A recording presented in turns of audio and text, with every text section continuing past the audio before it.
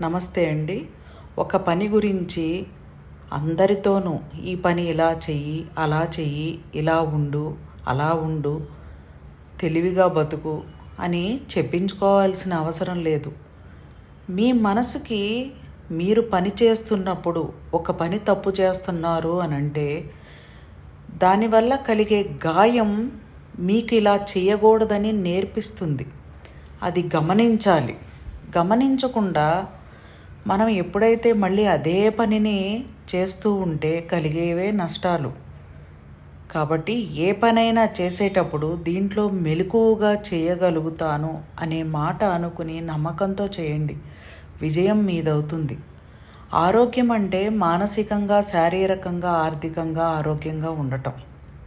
Universal life style drugless treatment centre అన్ని రకాల అనారోగ్య సమస్యలకు వైద్యం చేయబడును.